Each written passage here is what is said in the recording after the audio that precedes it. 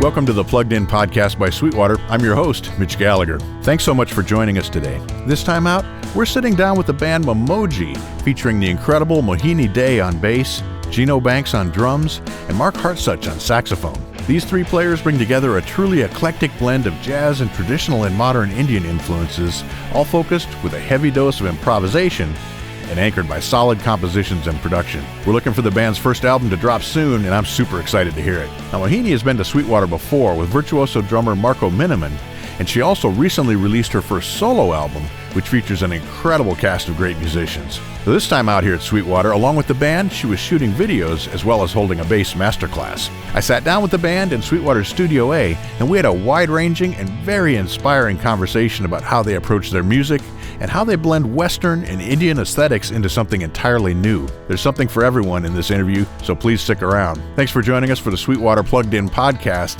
Let's get started. We're here with Mohini, Gio, and Mark. It's great to have you guys join us. Thank you for having us. Thank you. So they're keeping you busy here at Sweetwater. Absolutely, and it's so fun. Yeah, so what have you been up to?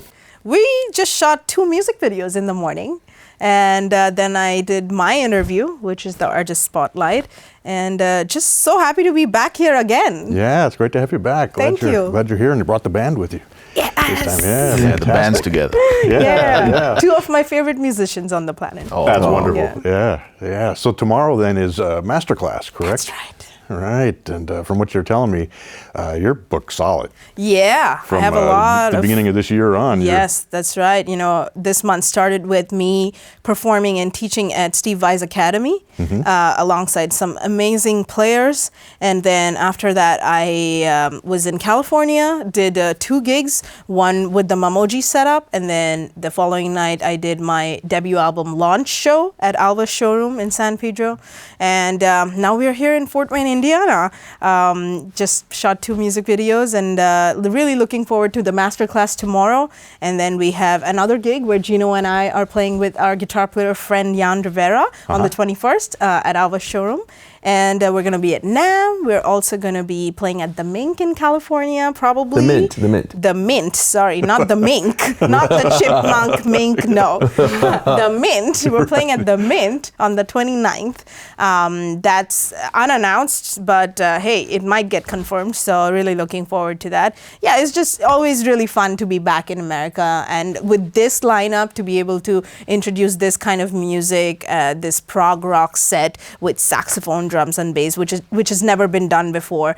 I am so excited to see people's reaction, and I'm always like looking forward to what people are going to be saying, you know, because this is so new, you know. Sure. Yeah, so it's fun. So first of all, congratulations on the release of your album. Thank you. Fantastic. I mean, Thank you so much. You have an all-star cast of musicians on there, and a really wide range of music. You're covering a lot of ground. Yeah, I started writing music for my debut album when I was 13 years old, and then over the years I wrote more and more songs on the album, and I really finished because of these two. These two pushed me to finish my album and just put it out there, and I released it in August in 2023, and it's been doing really well. I've been getting so much love and support from, of course, all the fans, but also all the musicians that I've played with so far, and it's ranking 2nd in Shibuya Towers in Japan right now, and I'm about to play Billboard Live Tokyo and Osaka in August, so it's doing really well. Congratulations. Yeah, Thank you. That's so fantastic. So is the music you're doing then with this group the music from the album, or are you doing other music?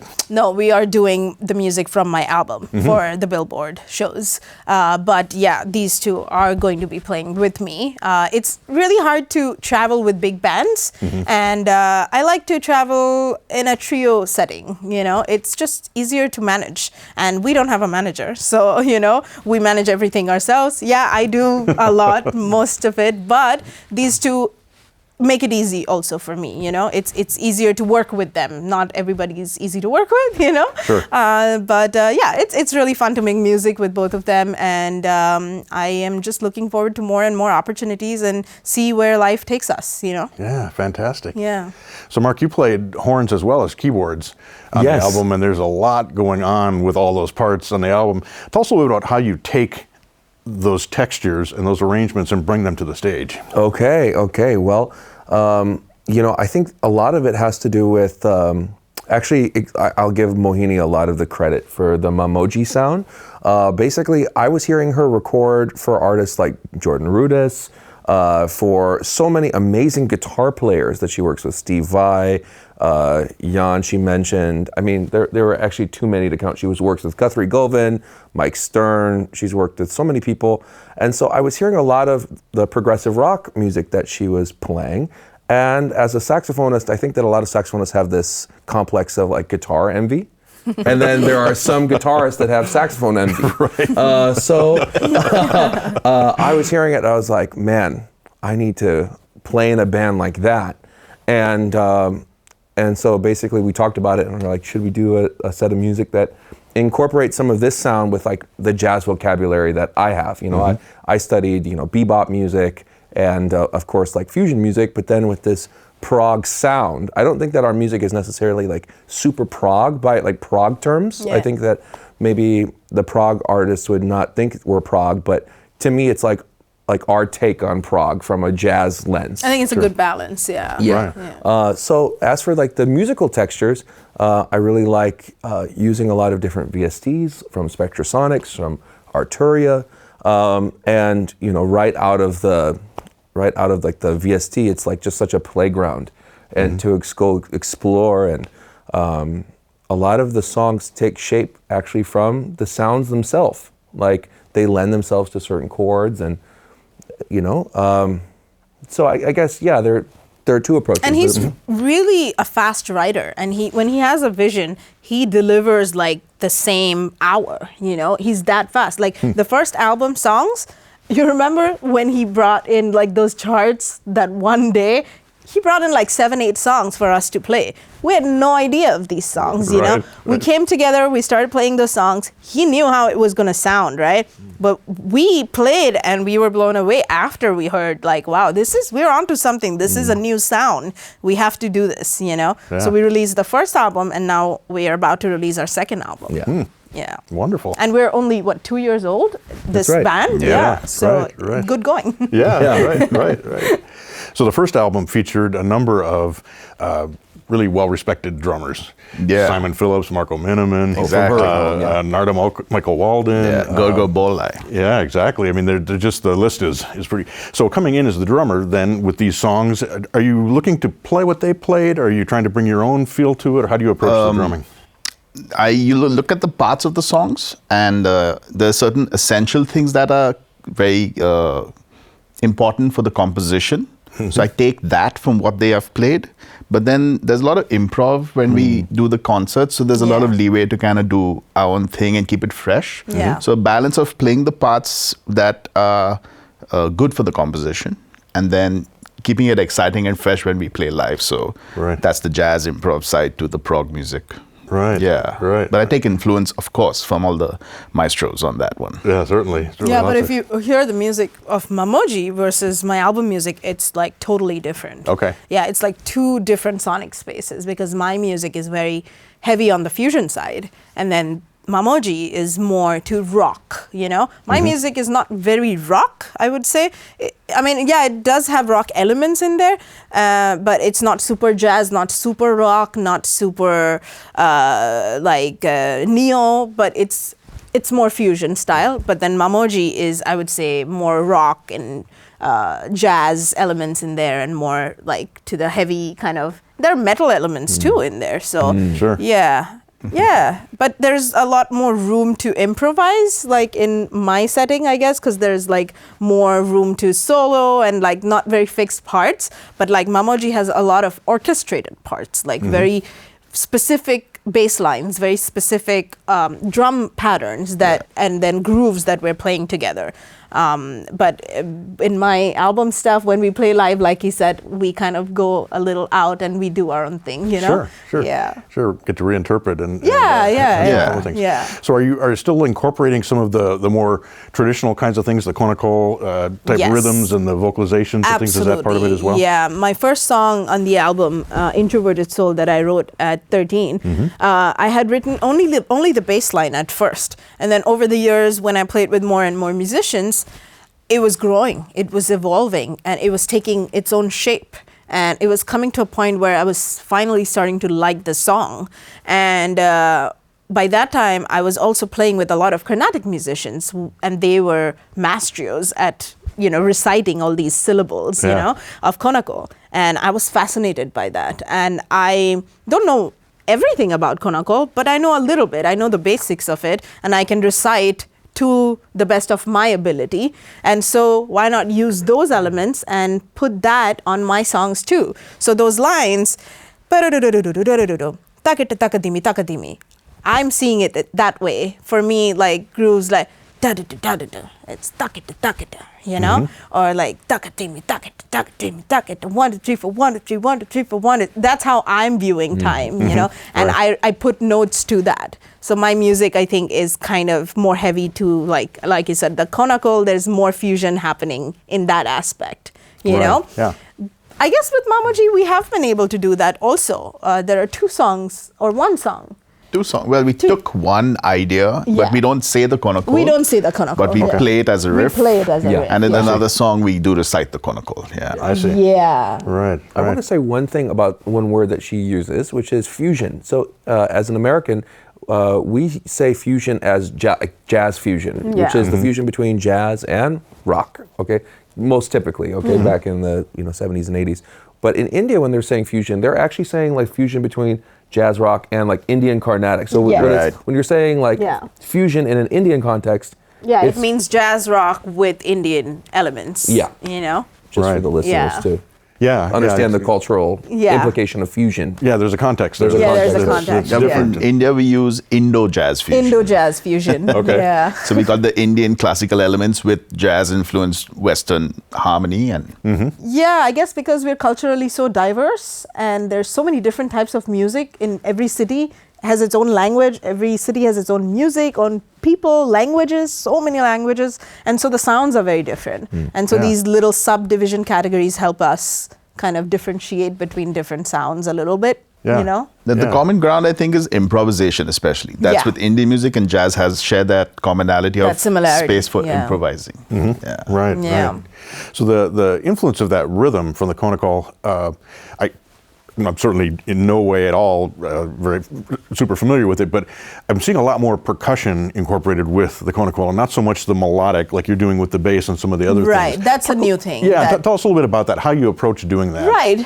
So, I grew up, like I said, playing with a lot of Carnatic musicians from the north as well as the south side. There are a lot of exotic percussive instruments such as mridangam, kanjira, morsing, tabla, all these, and some instruments that people have probably not even heard of. These are really exotic instruments that I got exposed to when I was a little kid. And when I heard those different sounds, I got fascinated by it. And the way they were able to do triplets and so clear and crisp, I wanted to achieve that sound on the bass. Right. That was my first goal. When I was able to achieve that by creating certain exercises for myself with my technique, slap techniques and palm slides that my dad used to do, and like I picked that up and then infused that with like my slap techniques and being able to play quintuplets, septuplets and triplets, all this stuff. When I was able to achieve that, then my second goal was to be able to write music, because that's just an idea. That's one approach, right?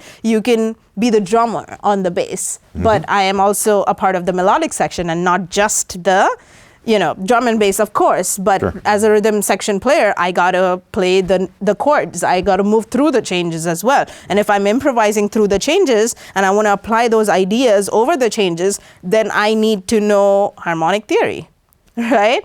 And so that's when I started writing songs and put notes to these ideas. So like if I'm saying I'm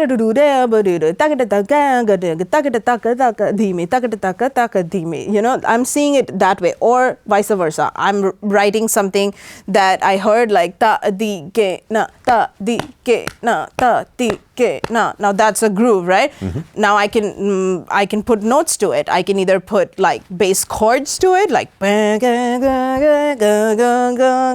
or just bump, bump, bump, bump, one note, bump, bump, bump, bump, bump, bump, and then you expand on that idea and write a melody on top, and then you can either have the drummer displace and play the offs bump, bump, bump, bump, all the offs, and I play the bump, bump, bump, bump on the ones, and then the other player can either play the melody or there's a, just like building from that, like that's the bed, right?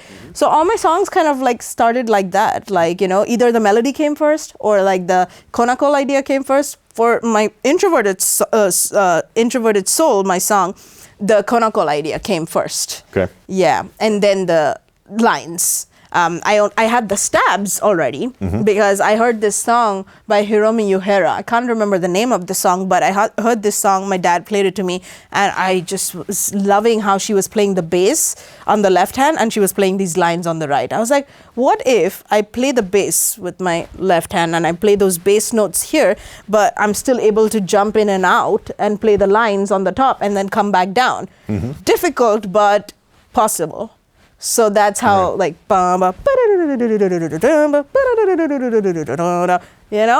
So, yeah, just, I guess, ideas, taking fantastic. life. So as an aside, there is a video on Sweetwater's channel at YouTube of you with Marco Miniman doing this and jamming in real time that you really should check out to get an idea of what Mohini's talking about. It's fantastic. It really is something. So I'm fascinated in hearing that and hearing what you're talking about, and I have two questions about it. The first is for the three of you. So an aspect of conical is that basically the rhythms are shifting and there's polyrhythms going on. Right. And so I'm trying to imagine locking that with a drum, with a more melodic instrument, and then with the bass and everything you have going on and staying together. Yeah. Can the three of you kind of give us an idea of how you interface and how you make those grooves work? There's two ways to approach it. We can play in unison or we can do counterpoint. And obviously, it's based on a groove. So even if it's something that's like a wacky polyrhythm, there's some pulse to it. So if all of us are on the same page with the pulse, then it's like, for example, if I just do ta, ka, di, mi, ta, ka, di, mi, ta, ka, da, di, mi, ta, ka, di, mi, ta. So if I establish that groove, you can do something on top of that. But what people are not understanding is that he's doing fives over the fourth. Tak, tak, tak, tak, tak, tak, tak, tak, ta, ka, di, mi, ta. You know? Right. So, but we're being smart with the usage by not playing every note of the 1, 2, 3, 4, 5, 1, 2, 3, 4, 5, 1, 2, 3, 4, 5, 1, 2, 3, 4, 5, and just showing the ones of the fives. Does that make sense? It does make sense. And that I guess the idea then of you have to allow space for each other to drop those different parts in order to accomplish a groove like that. How does that work when you're trying to play a melody on top of that or you're creating a texture? Well, similar to what Gino was saying, it's like, you can do unison, so that's where we're all playing the same thing together. But then if you're doing counterpoint, it basically, it depends on if you're doing it in an improvisation context or if you're doing it in the context of a composition. Like even both actually Mohini's music and the music that we play in MaMoGi, we use these things. Yeah. Sometimes it doesn't feel like it though. I'll just have a little tangential thing, which is that there was a musician that once said to me, a very respected musician that once said, everyone in the band has to see music the exact same way for music to sound good. And although I really respect this person, I actually don't agree. Yeah. Because I see music in a very different way. Being from America, I went to college at the University of North Texas. I read music, I think about music in terms of like where the beat is and, I think about bars. I don't think about Takadimi as much, having lived in India now for multiple years and touring with prestigious Indian musicians like Mohini and Gino and A.R. Rahman and like people who, use conical, Ranjit Barrett. Now I have the vibe of conical a little bit, but I'm not necessarily thinking that way. But I still think that we sound great in spite of us viewing music slightly different than one another. So I would say that's my major thought. The common thing is like if somebody counts 1, 2, 3, 4, or you say one eander, or you say takadimi. Yeah. The output is the same. Right. Yeah. It's just the way you do it. I think it's just different syllables, That's but right. it's ultimately time, If you have time, if you got groove in your body, you feel the groove then, Right. But if you don't feel the groove, then it's hard to write anything or expand on that idea. For example, 1, 2, 3. 1, 2, 3, 1, 2, 3, 1, 2, 3. Like this is how I see it, right? Or 1 and 2, or one pull it, but they would say it as ta ki ta ta ki ta ta ki ta ta ki ta ta ta ki ta ta ta ki ta ta. Right. So, but I'm thinking, I can think 1, 2, 3, but we're all playing the same thing. Yeah. Right. The output is the same. That's Output is what the same. Gino's saying. Yeah. Right, sure. And then it's the blend of the different perspectives that gives it the fresh feel and the fresh Kind of like sound a of marriage things. of different cultures. Sure. Yeah. Right. So I have to ask you, Mohini, you're obviously renowned for your, we'll say, ferocious technique on the bass. Ferocious. Sometimes technique can drive composition, and sometimes composition drives technique. How do you Right. feel it works for you? I don't write songs thinking about techniques. Like, I hear this a lot, that like I'm a very technical bass player, but I don't view myself as a technical bass player. Sure. So I start my solos as if I'm writing a story, So, and a story, when I'm reciting a story on my instrument, which is my voice, I'm trying to share my experiences, and which comes from my foundation, of all these years of people like that I've worked with, and people that I've shared stories with, the things that I've learned, little elements from everything, good things, right? Maybe some bad things too, but a mix of the good thing and the bad thing together makes a beautiful thing sometimes. And so I'm using those little ideas and starting my solos and songs with those ideas, and then building from there. So yeah, I'm not really thinking about technique that much, like, I want to use this technique in this song, so I have to write a part that features this technique. No, for me, if it feels good, like if it's groovy, for me, it's like it needs to make people dance, Like, I know my music doesn't make people dance necessarily, but it makes people groove at least, There is, even if it's polyrhythmic, even if it's 6/8 or 7/8, people can still kind of feel the like drive with it, There is this one song, like kick bass, which is in 6, And it goes like boom, bang, gung, gung, ga, boom, ba-dum, dum, gang, gung, gung, ga, ba-dum, ga, ga, dum. And this keeps going on. And there's something to it. People can just nod their head to it, Right. And that is something that I look forward to. When it does that to me, I expect that it will do that to everybody. Of course, I don't know if they understand what's happening, but for me, what matters is the feeling. They don't need to understand. But if they feel it, if I'm feeling it, they will feel it. That's how I feel, Sure. Yeah, so yeah, anything that feels good. Groove makes me dance.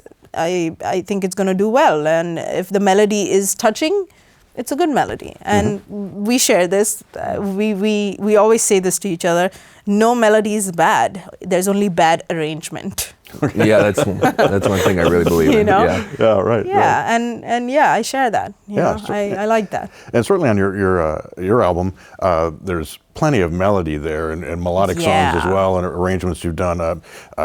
You mentioned kick bass, the song before that, Emotion as well, where it's a solo bass, two bass parts, right? Yeah, two bass parts, and combining those. And when I play that live, like I just loop it and I play it live over it. Okay. And so all of these songs, like you will hear a melody. You can remember those melodies. You can sing those melodies. Right. It's not just me like slapping the shit out of my bass, Right.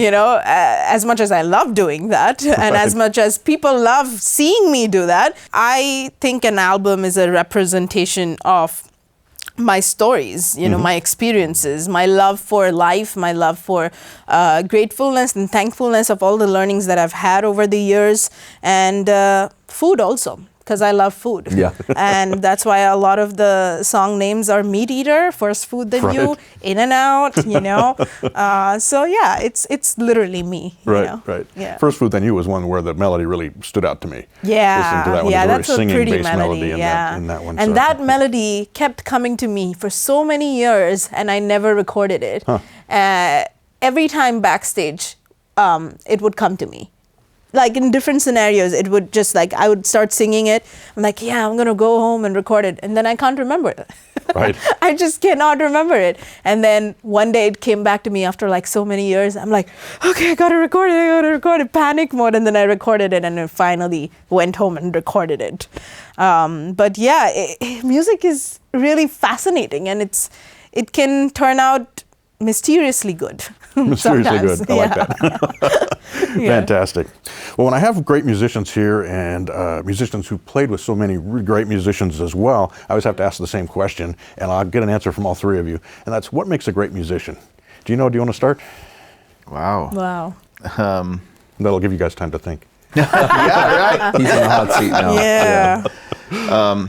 Love for music first, with no other agenda, I think. It's like music first. And the joy of playing music, the fun aspect of playing music, because that's very important. No matter how serious you get, I think the more serious you get about it, the more fun you can have. So a great musician plays music for the joy of it and for the love of music, and to play with people, to create something special. So I think that's a great base for a great musician. Fantastic. For me, when I'm hiring a musician, I look for a musician who has a true soul with great intention. Like, if you are enthusiastic, and if I see the potential, but I don't see that you're enthusiastic enough to do the hard work to learn and push yourself to get to something bigger, like you think you're the best, like, that's I see potential, but you don't have that element, that X factor thing, which keeps you going for the longer run, then I'm not going to hire that musician, because that doesn't last too long, So I'm always looking for good intention, and people with good soul, because soul ultimately comes through playing. When they play, I can feel that energy. There is a pull. But people who are just playing music just for the sake of it with some other intention completely, there is no pull. There is no attachment. I can't connect. And so I think for me, it's like a soul with great intention, strong personality, shines through. That's a good musician. All right, great. Yeah. For me, I think there are different tiers. I think there's a base tier, which is that you show up on time, you play the correct music, you play the style, you try to honor the composer, you try to honor the song, you play with good tone, good time, good technique. These are all of the base requirements for a musician. And a lot of people stop there. And then beyond that, I think that having a vision of what you want in life, there's a great quote, which is that if you know what you want in life, it's a lot easier to go get it than if you don't have any idea what you want in life. Right. And there have been times in my life I wish I knew what I wanted, and then there have been like eureka moments where it's like, that's what I want, and then I have gotten those things because I knew what I wanted. So I think it's exciting when I meet other musicians who know what they want, what they know what they are going for, and they have a zest and a fire to achieve those things. Yeah. One thing that I don't believe, so like there are good souls out there and bad souls out there that are great musicians. I don't think that you have to be a great person to be a great musician. Yeah. It surely is more fun to work with people when they're good people. But I would never hire a person who I can't even communicate with. Exactly. But Right, what's interesting is I've had a lot of my mentors who were the sidemen of amazing jazz and rock musicians who were my heroes. And they said, some of them were not the most easy to work with and were not very personable and whatnot. So my thought is that it isn't a requirement for people to be good people, but it sure is a lot easier to work with them when they are good. Right.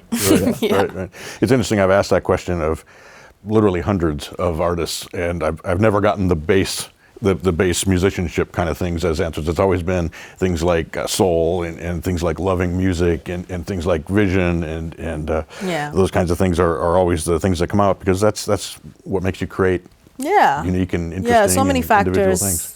things. Yeah. But I think that for me, like because I play in both like contexts, like I've played in pop bands, where it's like you're not expected to be an individual in those environments. You're expected to play your parts perfectly. Like, I think there are two sides of me. Like, I like, there's a great musician, Jerry Hay, okay, who was a horn arranger for Michael Jackson and a lot of Quincy Jones's productions, okay? And so he's influenced me a lot in this, like, razor sharp horn lines. Like, if you hear Michael Jackson horns, like, they're like perfect and pristine. Wayne Bergeron playing lead, and like, wow, it's incredible, right? But they're fitting into a larger texture. They're not being individual players. Like, they're, you know, to the mass public, their names are not being known, like a Jimi Hendrix or Michael Brecker, soloists, right? But then there is that soloist side, which is about being creative and being an individual. I like to try to think of both things, about the creative side, the individualistic side, but also being a part of this machine, being a cog and keeping the band going and doing your part and being a responsible adult and responsible musician. That comes with like a lot of leadership role and taking responsibility, like he said. Not everybody operates like that, you know. Sometimes people operate like the best when somebody else gives them directions, you know. Right. I guess all the three of us are very leader-like, you know, individuals, and we have strong ideas and strong opinions, and that's why you hear that in the music, you know. All the three of us have very strong energy, and that is coming through our music. And But we have common goals. That's right. Yeah. And you have to have we respect each other respect very as well, much, you know. We value each other very much, and we allow each other to shine. Right. So cool. Well, it's so nice to have you here. Mohini is glad to have you back, and Thank I you hope so the three of you much. will come back and do some more Absolutely. playing and more master classes. I'm sure. Absolutely. Anytime. Thank you. Sounds like you're going to be moving a little closer to us, so maybe you can make the trip up one of these days. We'll hope to see more. But thanks for sitting down today. Thank you so Appreciate much. your Thank It you. was so fun. And, Thank you. Best of luck as the band rolls and you get into everything that you're doing. Thank you so Thank you much. so much. Thank you. you. You bet. I hope that you enjoyed this installment of the Plugged In podcast by Sweetwater. Special thanks to Mohini Dey, Mark Hartsuch, and Gino Banks for taking time out of a hectic day to sit down with us for this interview. I highly recommend watching for the upcoming release of MaMoGi's first album, and don't forget to check out Mohini Dey's first solo album as well. It's fantastic. Our thanks also to the amazing team in Sweetwater Studio for hosting this interview. Remember to start at sweetwater.com for all your music instrument and pro audio needs, and while you're at sweetwater.com, you can also check out Sweetwater Studios and all the events taking place there. Thanks again for joining us today. I'm Mitch Gallagher, and this has been the Plugged In podcast by Sweetwater.